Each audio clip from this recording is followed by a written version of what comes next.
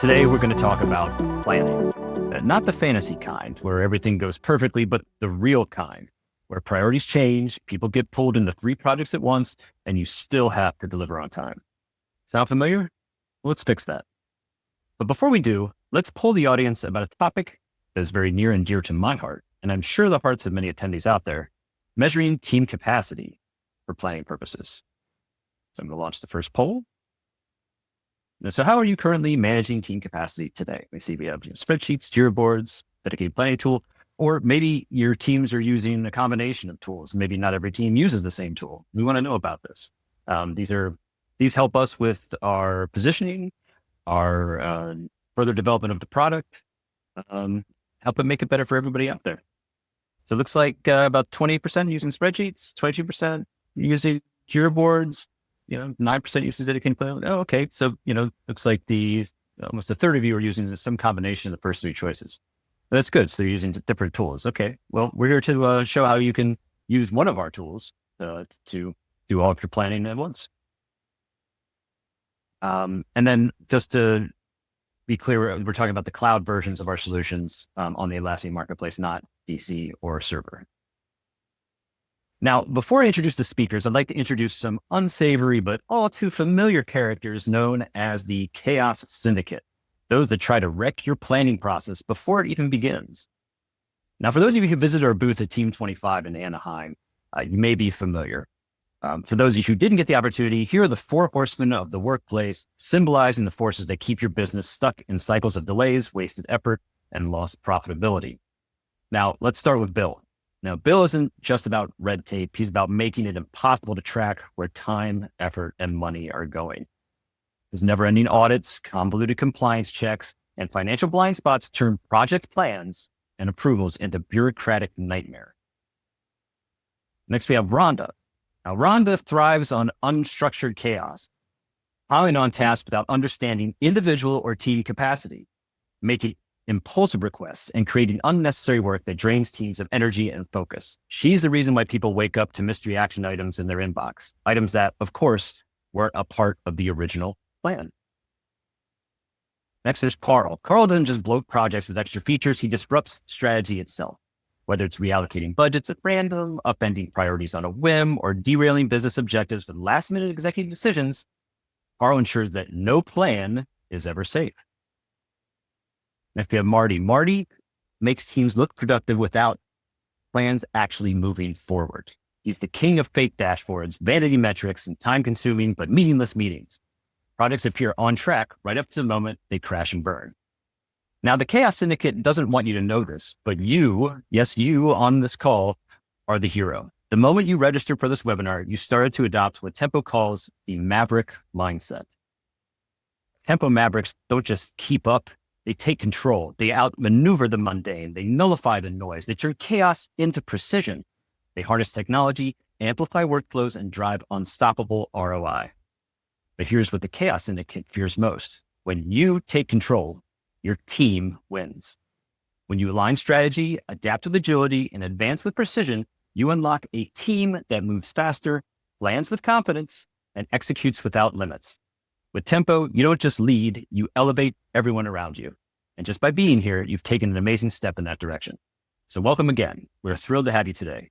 My name is Chris Chapelier. People call me Chappie. I'm one of the senior product marketing managers here at Tempo. And with me is the incomparable, unparalleled, amazing solutions engineer, Robbie Abbey, who will be giving a demo later in the presentation. So here's what we'll cover. We'll start with the common planning pain points we hear from teams using Jira. Then I'll walk you through how capacity solves those problems. We'll do a live demo so you can see it in action. And finally, we'll show how it connects with the rest of the Tempo platform before opening it up for questions. But before we get into the content, I want to connect more with you lovely people and launch our second poll question on the biggest challenges when planning work. So what is your biggest challenge with planning work? Maybe you have some choices. Either it's lack of visibility to team availability, shifting priorities, disrupting plans, too many disconnected tools, difficulty forecasting demand, or getting stakeholders aligned. I want to hear from you. Got some great answers coming in. Good. Got about 60% participation. All right. This is good. Thank you so much. All right. Looks like the winner here is shifting priorities, disrupting plans. Okay. Again, we can all relate to that here, especially here at Tempo. That happens to us sometimes. Lack of visibility to team availability, too many disconnected tools. This is great. Thank you so much for participation. This is great information. And we'll share this poll information with the email that we send out probably earlier, sometime early next week. All right. Now, to reference the title of this webinar, we are shifting from reactive to proactive planning. But what do we mean by reactive planning? Reactive planning is kind of like duct taping your team together every Monday. Technically, it works until it doesn't. Maybe you've got carefully laid out Jira boards, but the moment someone gets sick or a surprise initiative lands, chaos. We're going to explore why this keeps happening and what we can do about it. Spoiler, it's not adding more meetings. Now, imagine a world where you know who's available before assigning them 40 hours of work in a 35-hour week, where plans can shift without breaking everything, and where your team doesn't look at you like you just handed them a live grenade when you introduce another new plan. That's proactive planning. It's possible, and it doesn't require mind reading, just better tools and visibility. And that's where Tempo can help. A capacity planner is our answer to spreadsheet madness and finger crossed planning. It's built right into Jira and helps you see who's free, who's full, and who's maybe a little too enthusiastic about saying yes to everything. I can relate to that. No swivel chair between tabs, no guessing, just clear visual planning based on real data. And here's where it gets even better. If you're already using timesheets, Structure, or Financial Manager, Capacity Planner plugs right in. You can compare plan versus actual time, track cost impact, and see the whole picture without needing an integration wizard or a bunch of extra tools. Basically, it plays nice with your stack and makes you look good in meetings. Win-win. So I'd like to thank you for sitting through my pitch and learning about the Chaos Syndicate. Let's get into the product itself.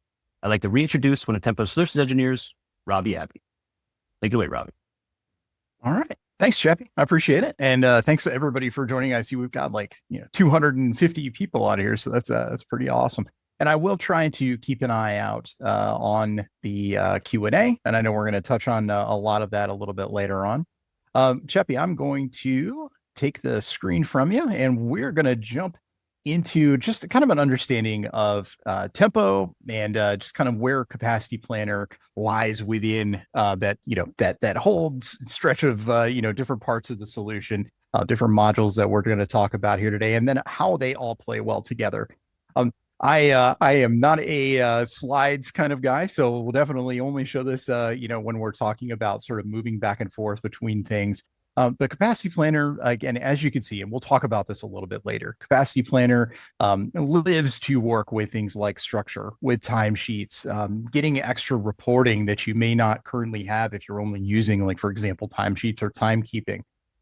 Financial Manager is great for doing things like tying that planning and forecasting, costs, expenses, things like that as you go through. So we're going to start off today within just, I guess we'll say, the Capacity Planner as itself. So sort of, as it's standalone. Now, of course, we will talk about the integration with the other parts, but I definitely want to go over how Capacity Planner works, what it can bring to you, the different kinds of visibility that you can get, and the ways that people look at, different types of capacity across teams. I love it. Yeah, I love it. But it was really interesting, I guess, to see within that poll, how many folks in that, sort of in that side in the chat were talking about how, it's more than just one thing. There's a lot of different things that we have to, sort of deal with or take into consideration when we're planning capacity. You may have people that have different iterations, different sprint schedules. You may have people that are working in different methodologies across those teams. And Capacity Planner really helps you bring all of that together and view, what that capacity looks like, starting with something as simple as almost like a heat map to get an idea of exactly which teams have got those different times available. So in this particular view, and I'm just jumping right into Capacity Planner. Again, this is in the Tempo, in that Tempo app. I'm just going straight into Capacity Planner here within Jira. And this first view really shows the different teams that we've created within Tempo. Again, those Tempo teams can be, mirrored with your Jira teams if you want to. Some folks will use those teams per project or per initiative, just kind of create some teams ad hoc if you need to. But if you have established teams, that's awesome. We'll be able to keep all of that in here and view exactly what everyone's working on. So we'll kind of start off at this point. We're looking at this by, in our case, in this particular situation, we're looking at this by months. You can bump that up to quarters if you wanted that sort of view in there. But what we're looking at, of course, is the different teams and what their capacities are based on their iterations. If you're not working in sprints, that's absolutely fine. That can be toggled off. So you could turn off those cadences if you want to. But in this case, because we just want to understand that, there are people that work across different, different methodologies, we'll be able to see all of that in here. So when we're looking at this, for example, we've got our average Joe's team. We've got essentially all of the information that they've got planned, everything that they've got planned at a high level for that whole team. Now, if we wanted to dig in and see exactly who's on that team and what they have planned individually, we can also toggle that as well. So if we just do a drop down on our average Joe's team, we can see these high level plans that they've got up here, but then we also see the individuals that are on that team. And so if we've got, different capacities for those individuals, we can also sort of drill down even further in our resource view. But in this case, we're looking at, that overall team view. Who is on that team? Are they shared across other teams? I know there's a lot of situations where teams will, pull in a person from another team to, complete some different things if they need to, or there's a task at the end that closes it out and we need someone from, let's just say, DevOps to come in and actually do some work on that. So we're able to see exactly who's on each team, what their skills are, and what they're bringing to the table as far as that team goes. And then, any skills that they may have. So if we have things like, we need a back-end developer, we need front end, we need designer, we need QA, we're able to see exactly who has those skills and what they're, sort of offering to that team in that overall view. Now, the cool thing about this too, again, we see these sort of indicators up at the top as far as the sprints go or whatever that iteration is. Clicking on that will actually bring up your utilization rate. So we get a lot of information that we're getting from that planning. You can see ahead by weeks or months or quarters, what's that expected utilization rate going to be within your capacity planning? So we've got, for example, our overall utilization rate, our total capacity of all of the team members put together. We also have the ability to sync those plans from Jira. So if you're doing things like Jira side sprint planning, you've got your backlog, you're going through and assigning it to a sprint, putting a person's name on it, putting an estimate in there. Those plans can be synced directly over from that Jira sprint planning. Things that might be non-synced. So things like holidays. If a person is in a location that has a local holiday or a national holiday or something like that, or if they're on, vacation or holiday, again, depending on where you're from, then you'll be able to see that kind of information in here too. And then any remaining availability. So it does give you an indicator visually of exactly what's going on with that particular team during that sprint. You can click on it and see exactly what that breakdown looks like. Now, if you're looking to do a little bit more of, again, that proactive planning, which is really kind of what we're here for, that's where things like flex plans may come into play. So up at the top, we've got a sort of a section, almost like I think about this like a sticky note on a whiteboard. You're trying to we need to get this done. We don't know who to assign it to yet, but we just need to put it on here and see who can take it on. So let's say we wanted to create a plan. We can come in and say, all right, I need this particular issue to be, completed. I estimate that at, either by FTEs or by hours. In my case, let's say we're going to need 20 hours for that. And so we're building out a plan and we could put that in here and basically say, all right, if we put this into a particular team's view or a particular team's resources, plan for them to be able to do that work over a certain period of time, we could see in sort of that heat map, which team might be able to take that on. Is there someone like, for example, Classic Rock down here that might be able to take something on in this particular sprint? If that team already has a plan that exists with it, then we'll give you that heads up to say all right, there's already something tied to that for that team. They're already doing work on it. But you can essentially move that around and see how that adjusts your capacity for that future sprint. So I know we're looking at this by weeks, but again, you can go all the way out to quarters, see exactly how everything's lined up. For example, Classic Rock here has got a lot going on in Q1 of 2026. So we can come in and see exactly how we're doing with that utilization rate. Are they over capacity for a certain sprint or time period? And be able to kind of view that and sort of catch that before, that really comes into play. So again, Heat map kind of gives you an idea of exactly what's going on. Then you can also drill down not only into the individual plans for that team, but then also anything that the resources on that team have done.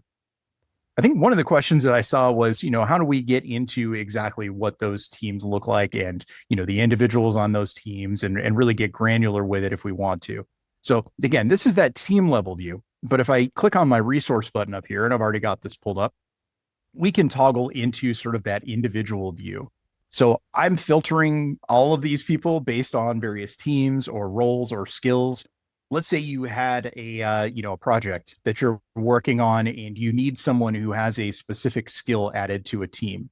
So I could come in here and search by those skills. Like, for example, I might need somebody in QA that's available. And I could see everyone who has that QA skill, exactly what their availability and capacity might be. And then I could choose to say, like, all right, well, if we've got Ben or, Bethany or somebody who has some more free time, and then free time is kind of a dirty word, but we'll call some capacity. We can actually come in and set that up so that Bethany may be able to be moved on to to a team for that particular project, take over certain things at a period of time. The nice thing about those teams is that you can also bring people on for a set period of time. Let's say you're going to have them dedicated to a team for 1 week and they're at 50% of their capacity dedicated to that team's planning. We're able to take that into account. We also take into account things like calendar integration. So for example, if I have someone who has a calendar who's integrated, like Bethany, for example, she's got calendar events here that we're pulling either from like Office 365, Outlook calendars, Google calendars, whatever that might be. And we could see if that person has something that's contributing to that, to their capacity. So let's say we've got an 8-hour day for Bethany. And maybe she's got, 4 or 5 different meetings that she's got planned during the day. Perhaps she doesn't actually have 8 hours of time. So integrating those calendar events into Capacity Planner lets you see future state of people's capacity. Again, we want to be able to see, are there any vacations? Are there any like loads of meetings that are going on that are going to detract from that capacity and that availability? So again, we're taking into account not only the stuff that they have planned within Jira, but then also anything else. Keeping in mind their work life. Do they have things that are going on? Are they taking time off? Do they have a million meetings to attend to? And how can we adjust that for that person to make sure that they have the capacity that we need? So let's talk a little bit about, when we're doing that planning and how do we set up those teams? And I'm just going to mention this because I know I've seen that question a lot. We have teams like, for example, our Average Joe's team. We can click on that team, see exactly who is on that team, what they have planned, what their high level work. We can really drill into things based on either status or the amount of estimated time that's remaining on that particular task and really get an overall view by those teams. But we can also see exactly who's on those teams, what times they have available within Tempo teams. So for example, our Average Joe's team, we may have 9 members currently. We have 6 users that are in here. They have their skills. They may have times when they're joining or leaving that team. But we can also, within Tempo Capacity Planner, create things like generic resources. So let's say, for example, I've got this team Average Joe's, and I know I'm going to need another developer or someone else to join that team, but I still need to plan ahead. I'm not sure exactly who's going to join yet. I can use those generic resources to add them to the team, have them contribute to that team capacity, be able to plan ahead for that person whenever we actually turn them into a real user. So we can plan ahead to say, all right, we're going to need a dev at this point to be able to take this on. Once we actually have that person in place in those plans, we can come in and just with one, or I think it's one total click, you can reassign all of those plans to the person that you actually bring onto that team. So again, even though you don't necessarily know who's going to be doing that work, you can still plan ahead for that team to be able to have that availability of a particular person with a particular skill, even though you don't necessarily know who that person is going to be yet. So there's a lot that you can do within Capacity Planner, but really at this point, I wanted to talk about, what can you do with that data outside of the native capacity planning function? So again, we were talking about how we take Capacity Planner data, we can use that within Structure. We can use that and have that tied to timesheets data. We can use that within Financial Manager or other types of reporting. So as we go through this, we're going to kind of show how Capacity Planner pops up in those other tools to make even more actionable data available to you. So I know a lot of folks are using timesheets. We have just thousands and thousands of installs of timesheets, but not necessarily a lot of folks having that tied to Capacity Planner. So if we're in, for example, Tempo timesheets, we can kind of start there. I just jumped right into my timesheet user interface within Tempo timesheets. So this is my work, my logs. This is demo data, but these are my work logs that I would have that would show. So I've got anything in here that I've already logged time on. But if you're using Tempo Capacity Planner, you also have anything that's been planned or assigned for you that will show up on those work logs. So again, part of timesheets is that we want to capture everything that folks are doing as easily as possible. But then when they come into this, they can see exactly what they've had planned for them, be able to easily log that time in here, adjust time if it didn't necessarily go to plan. Like, for example, I've been, assigned to work on this for 8 hours. Maybe that's not something I'm doing because clearly I've logged other bits of time, but I can come in here and say, all right, I've got a specific amount of time that I want to log in here. When I go to log that time, it will ask me exactly how much time did you work on it. It serves as a great reminder. Again, in here, you've got something set up for someone in Capacity Planner. It'll show up on their timesheets as a suggested activity or time log.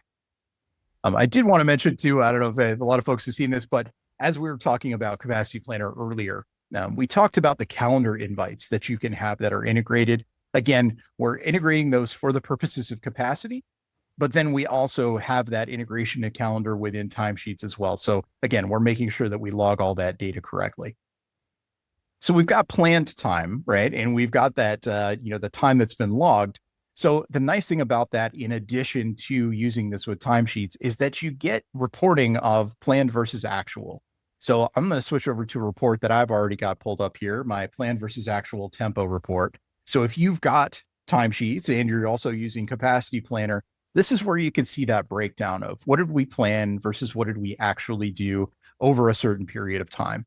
So in my case, I've got this broken down by projects. So I could see, perhaps we planned 300 hours on this Android project. We spent almost double that, on the actual work itself. So we can get a further breakdown by either by team or by any other field that we've got in here. So if we wanted to see that broken down by team or by user, we can add that and be able to see that information even a little bit further. So who actually spent all that time on this particular project? It looks like Rich P's team over here spent way more time on this project than was planned for. So that gives us the opportunity to kind of dig in and see, going forward, is that something that we can resolve? Is there a reason that was that way? And it gives you that sort of overall view of what was planned versus what was actually done.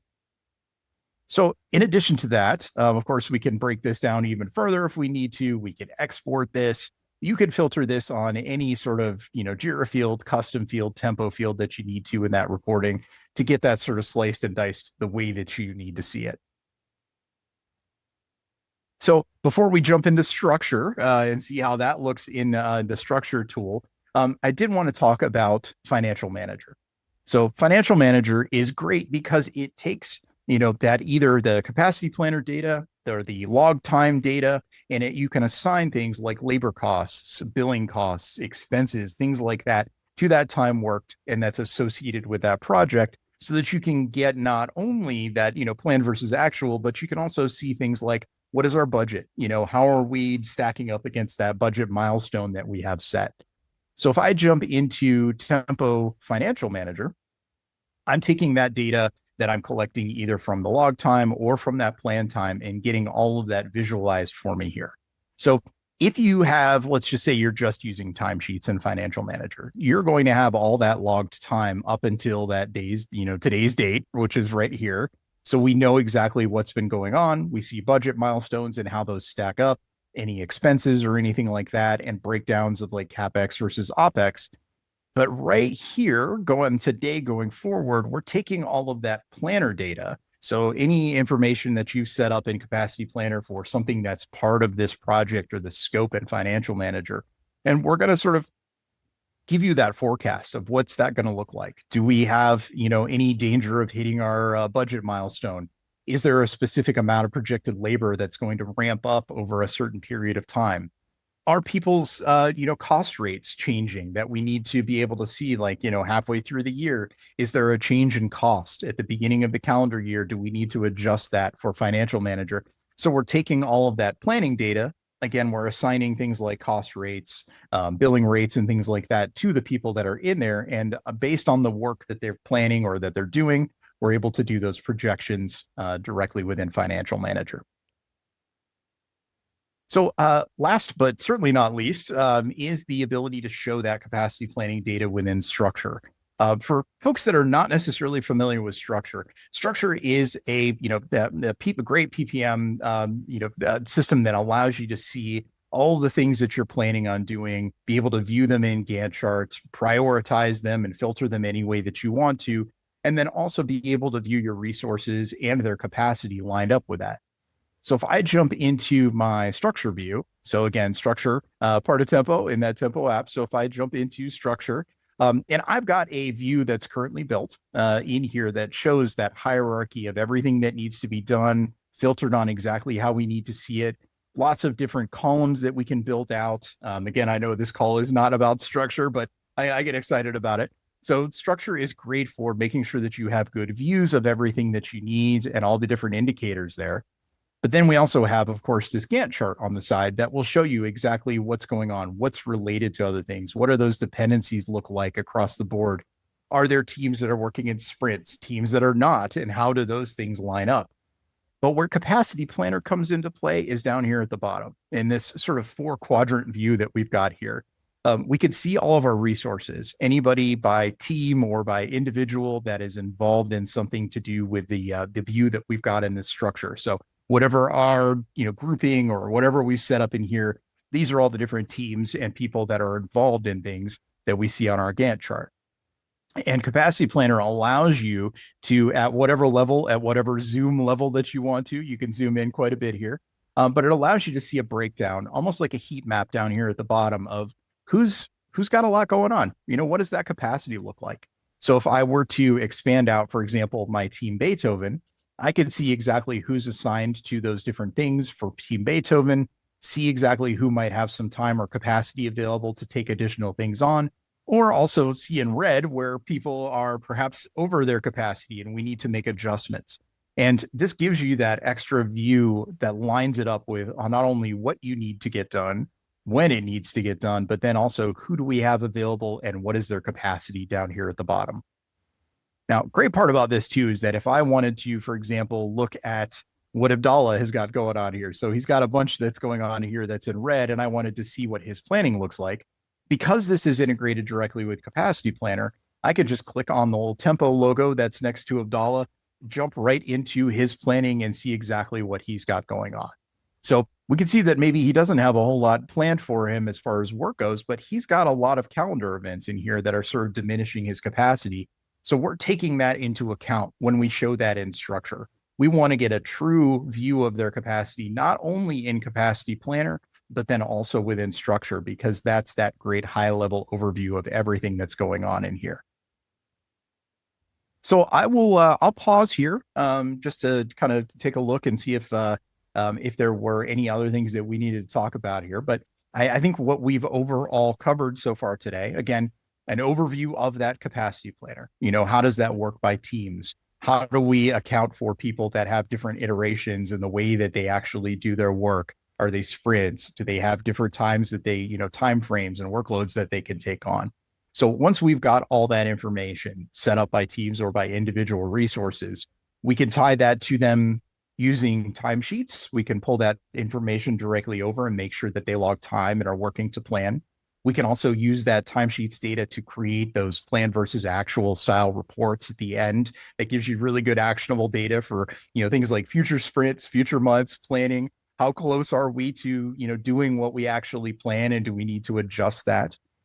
Financial Manager, again, taking all that data one more time and adding things like cost rates and billing rates and seeing exactly how that project is scoped to go. Like, what are we forecasting? Basically based on planning and those different rates and expenses that we have tied to it. And then for that really good high level planning, being able to show all of that information in one place. Structure takes all that data and all those different issues and things that like that you need to work on, allows you to see the dependencies, but then also allows you to plan the time and exactly who you have available to work on that and what their capacity is altogether. So at this point, I think we can probably transition over into the Q&A unless, Chappie, unless there was something else that you wanted to cover today. I know we have a bunch of questions in here, and I want to make sure that we get them all answered for everybody today. Sure. Yeah. Thank you, Rob. It was an amazing presentation. Before we get into the Q&A, I just want to remind everyone about the Q&A. I see a lot of questions coming in through the chat. Please put them in the Q&A function. That's what was being monitored very closely by, I didn't mention this earlier in the call, but I'm mentioning it now. We have some amazing product managers and product experts that are working in the background to make sure that all questions are answered, and they'll be monitoring the Q&A. So please, any question that you may have had put in the chat, if you see that it's not answered, please put it in the Q&A and we'll either get it answered during this webinar, or we'll be sure to follow up afterwards when we send out the follow-up email. And for those of you who'd like to jump right in and continue your SPM journey with the Tempo portfolio, I invite you to visit Tempo's page on the Atlassian Marketplace. This link will be live when we give you a copy of the deck. You'll be able to click on it, or you can Google Atlassian Marketplace and navigate to Tempo software. And you see on the right side of the screen, this is what our web page looks like on the Atlassian Marketplace. You can see all of the apps that we talked about today, plus a few other ones. We have an extensive collection of solutions and products on the Atlassian Marketplace, and we highly recommend you try them out. They're free for 30 days. And if you're a Jira admin, it's pretty simple. You can get it up and running really quick. If you're a non-Jira admin, you would end up clicking request to app, and you would send a message to your Jira admin. You'll be prompted with a box that says, what do you want to say to them or her?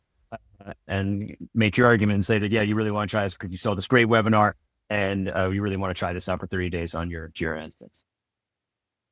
So with that, let's get into the Q&A. All right, Robbie, a question here.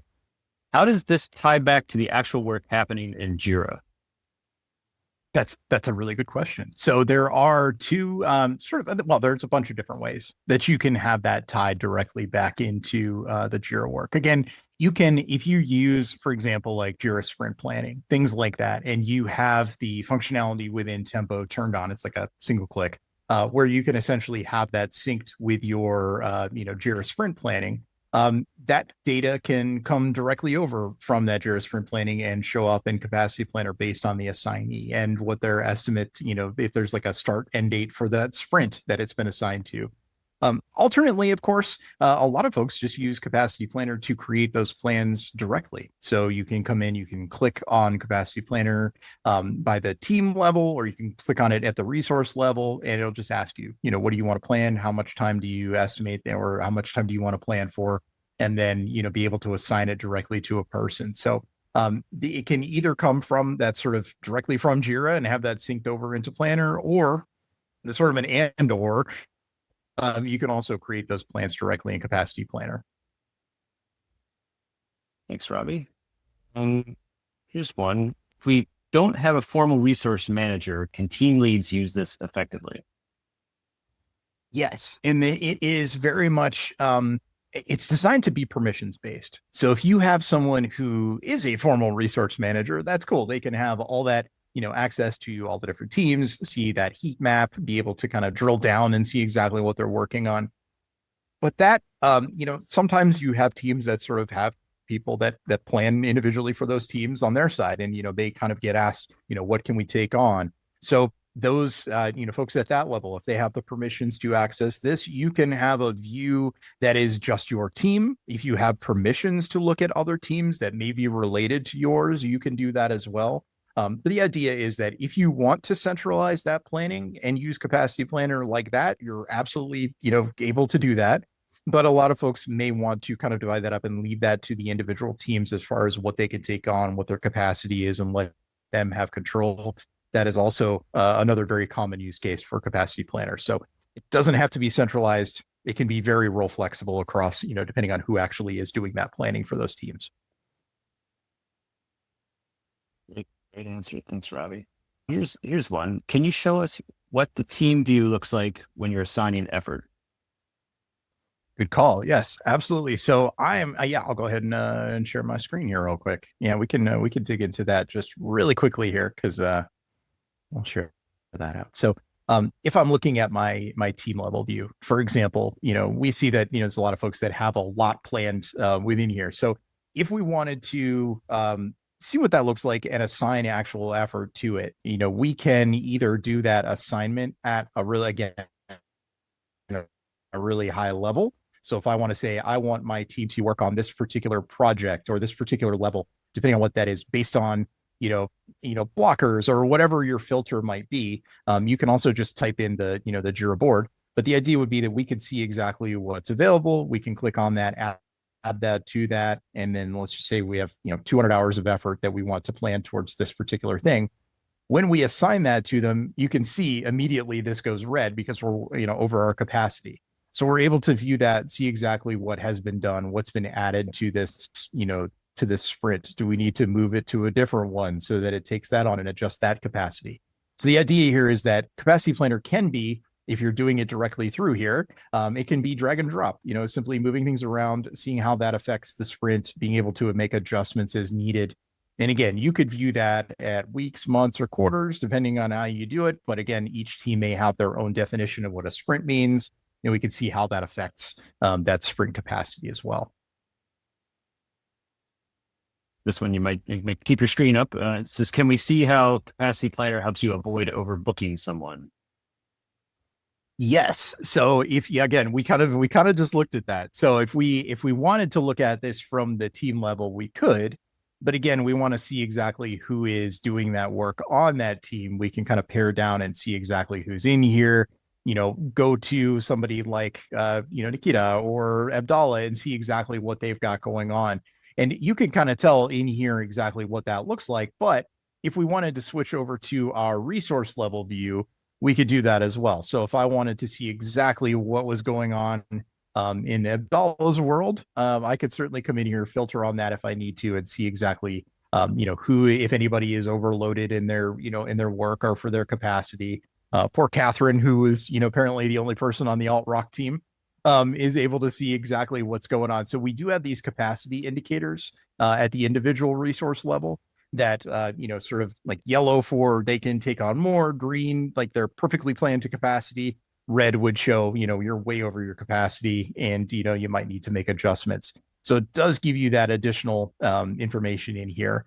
And I do want to point out, I think I saw a question that was in the chat that was basically like, does the calendar work with timesheets and planner? And it does. It works with both. So it's one single calendar integration, gives you those individual items on your timesheets, but then it also lets you see exactly what's going on the planning as well. So from an enterprise level, I do want to mention too that calendars can be, and very frequently are, set to private. So when you click on a person's calendar invitation, it may just show busy or out of office, as opposed to the actual details of that calendar invite when someone like, a manager or whoever's doing that planning is looking at their calendar.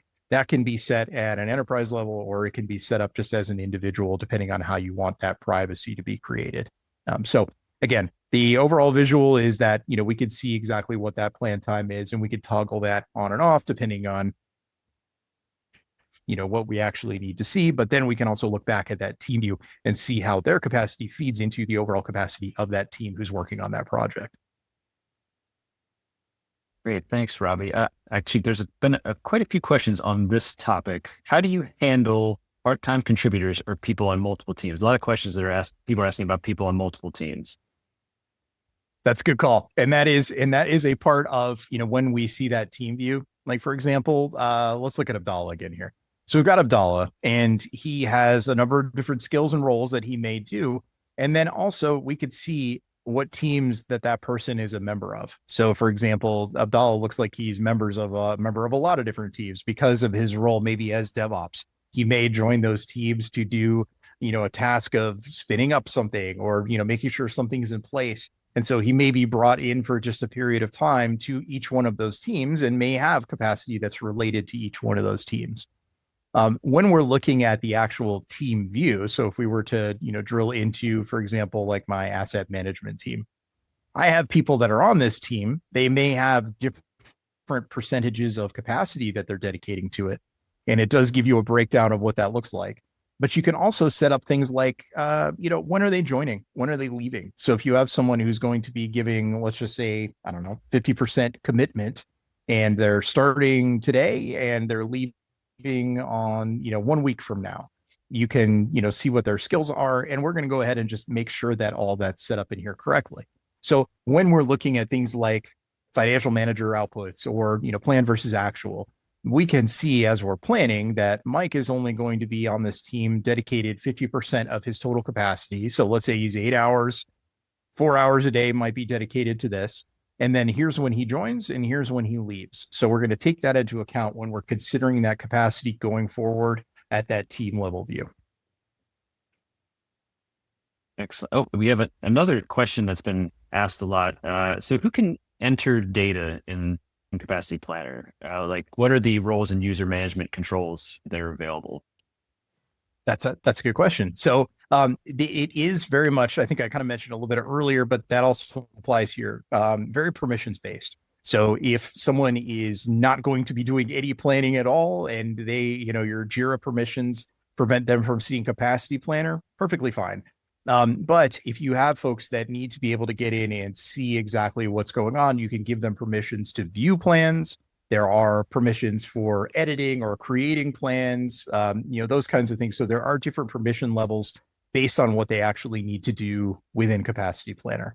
So we don't want to, you don't necessarily want to give everyone free reign to come in and make plans unless that's your organizational way of work. That's fine. You can do that. But I think most folks would have like set plans that they would want to be able to create for the people on those teams or those overall teams. The time that the person who is a user or someone who's actually doing that work will see those plans maybe in timesheets. Again, we saw in that timesheets overview of, what is my time logs? What do my time logs look like for this week? I could see not only the things that I planned or that I've actually already logged time on, but then anything that's been planned for me within Capacity Planner. So I can go through, log time on it, adjust that time to what I actually did, those kinds of things. So really only the people that you want to have permission to make or edit plans can have access to that. Very, very, very permission based there. So thanks, Robbie. Here's a good one. I think a couple of people have asked similar questions to this one. What happens when someone's availability changes? Can the plan update easily? Yes. So that is a thing that is a big thing of it too. So if we see, like, for example, let's start at the team view. So we got this high level overview of what people are working on. You may have, different availabilities for, the people that are members of that team. But if their availability changes, so let's say Daniel has an emergency and he's off for a week, he may not have that capacity available anymore. That information may come from somewhere like a calendar integration. So if he's got, time that he's taking as time off and puts that into the calendar, it'll decrease his capacity. And then that will also reflect in that overall utilization rate that we see up here in the team view. So again, if there is, if there are individual plans or holiday or, they're sort of taken and they've reduced their capacity for, a week or two, that will reflect in here in that total utilization rate and total capacity for that team. So we're able to see that it would adjust this bar so that you'd be able to say, okay, if Daniel's not on that team for X number of days or weeks, or he's out for a month or something like that, then we're able to see exactly how that changes that utilization rate and lets you come in here and to sort of rebalance that depending on who we might need to assign those tasks to. So you can assign those tasks either just by clicking on it and adjusting it directly within Jira and having it reflect, or you can come in here and just drag and drop to somebody else and see how that affects their overall capacity for that project, for that team. Thank you. This is a great question. How do I get a Tempo t-shirt? Well, we will follow. I know, like, these are great. Robbie and I, we plan this out. I'm pretty sure we could swing that. Have your name and contact information. I'll be reaching out to you when we get when we have the recording ready, and we'll be sure to do our best to get you one. So thank you for that question. And just in case you were wondering, they're like that poly cotton blend. So they're really nice, very soft shirts. So highly recommend it if you don't have one already. Is utilization rate only available per team or per person? So in this particular view, that utilization rate shows by team, and it may be, how you adjust that and how you view that may depend on if you're using specific cadences. Now, the utilization rate, when we're talking about individual resources, that's something where we can come in and see exactly what they're looking at. We do have reports in Planner that would show like what my team capacity is, what we planned. So if I can kind of dig into my reporting, you'd be able to see like, hey, for example, I need to see what my plan time is, what my team member capacity is. We do have ways to run that kind of reporting where you can see exactly who's been planned and what their rate is. So we do have that capability within the team, and you could view that either in a report by individual, or if you're on that team level view, you can just see that by clicking on that top bar and getting an idea of what that utilization rate looks like. Thank you. Here's one. I'll take this one. Are there resources that are provided that share how to embed the tool and how it fits in the flow of work? We're a very matrix environment, and it hasn't been easy to get capacity management in place. Is there material available that provides guidance on how to integrate this and make it stick? Yes, there is. We have a bunch of, on our help documentation, we have a bunch of resources there that help guide you through the whole process. We also have a great YouTube channel that's organized by product and by solution.